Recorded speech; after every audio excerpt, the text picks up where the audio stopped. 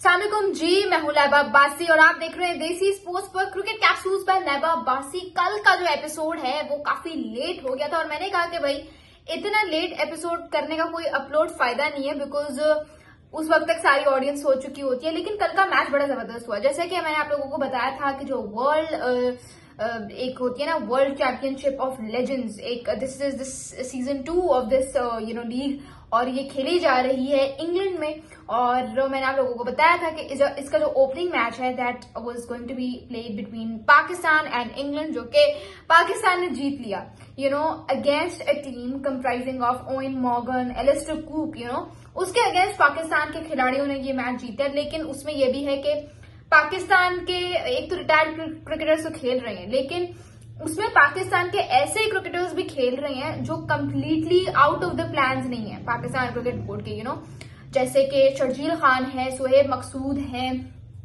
और भी 2-3 नाम है, इमाद वसीम है।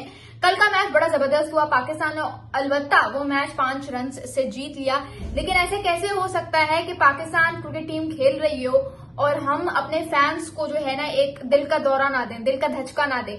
तो यही हुआ। पाकिस्तान क्रिकेट टीम ने अपनी रवायत बरकरार रखते हुए जो है हमें एक धचका दिया, और वो धचका ये था कि भाई आखिरी ओवर में किनको सुहेल खान को 16 रन डिफेंड करने को मिल गए।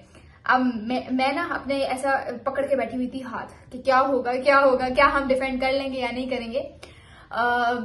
लेकिन अल्हम्दुलिल्लाह हम वो मैच जीत गए।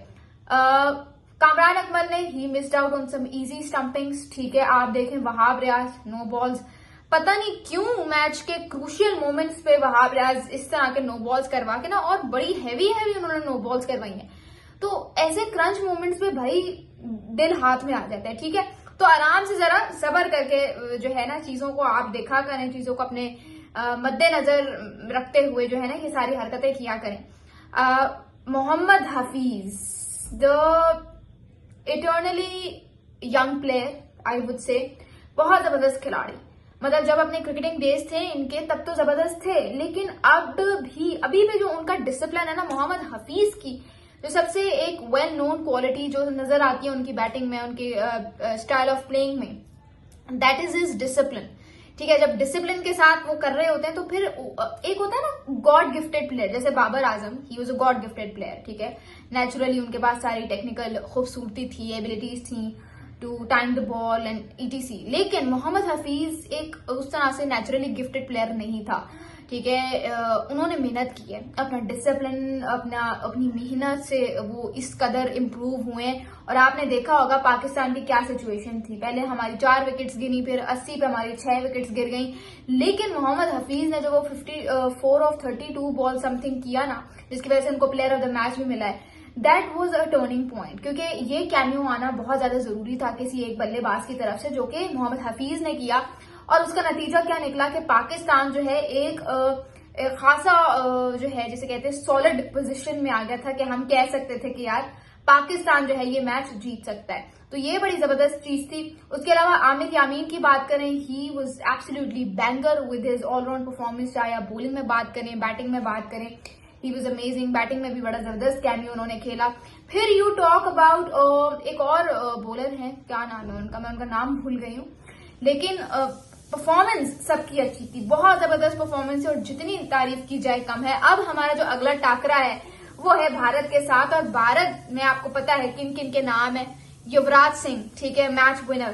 तो मुकाबला सख्त होगा क्योंकि ये इंग्लैंड टीम नहीं थी। मतलब जो अभी हमारा जिसके साथ कंपटीशन है संडे को 8:30 बजे रात के पाकिस्तान टाइम के हिसाब से, वो इंग्लैंड नहीं है, वो भारत है। और भारत आपको पता है हमेशा टफ टाइम देती है हमें इस तरह की सिचुएशंस में।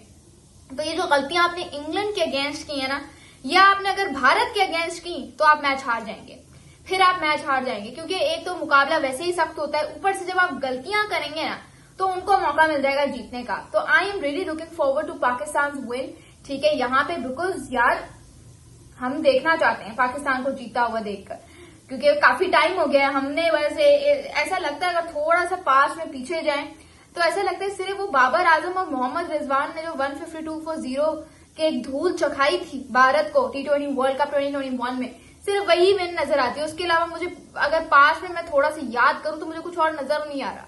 तो ये है, ठीक है जी। उसके अलावा बात करते हैं पाकिस्तान और वेस्ट इंडीज। वेस्ट इंडीज ने बहुत सीखा है। अभी करंटली जो मैच हो रहा है, it is taking place between West Indies and South Africa. AB de Villiers mister 360 is playing. लेकिन मैंने कहा पहले ये एपिसोड रिकॉर्ड कर लेते हैं। वेस्ट इंडीज ने अपनी गलतियों से सीखा है। वेस्ट इंडीज को पता चल गया है कि भाई अगर shorter format which is T20 obviously, अगर सिर्फ उसी पे फोकस करेंगे तो फिर हमारा हाल तो बदतर है, हम तो क्रिकेट में कहीं नहीं है। तो उन्होंने क्या किया, उनको पता चल गया कि we now have to focus on ODI, test, longer formats पर फोकस करना है।